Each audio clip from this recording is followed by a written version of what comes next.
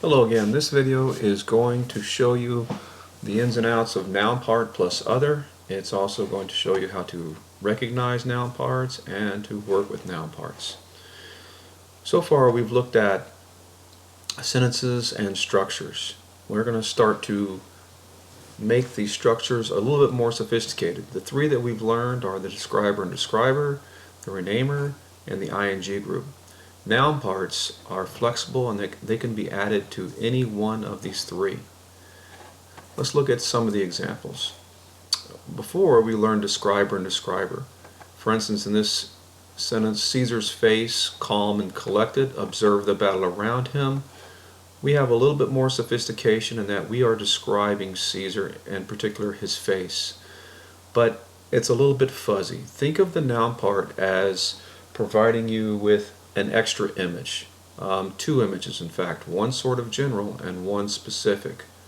Alright, we can make both these images a little bit more clear with the noun part. For instance, in this example, Caesar observed the battle around him, his face calm and collected. It's almost as if we get a picture in a picture. The general picture is Caesar observing the battle around him, and the more specific image is his face calm and collected. The noun part is an absolute phrase, as it says in the definition, with the noun part plus a describer and describer in this case, and it actually modifies the entire sentence. Okay, for our second example, a noun part plus renamer, it works in much the same way. If we have a sentence, Shakespeare's life, a riddle, left behind more questions than answers, we get a general image of Shakespeare's life. If we want to provide a point of focus, which is his life, we can add a noun part in front of the renamer. Shakespeare, his life a riddle, left behind more questions than answers about who he was as a man.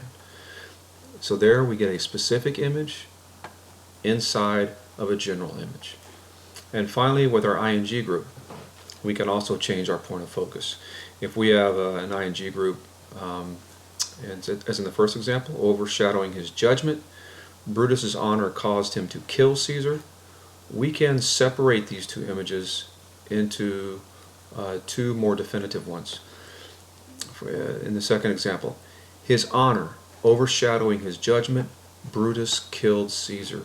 Once again, a specific image and inside of a more general one.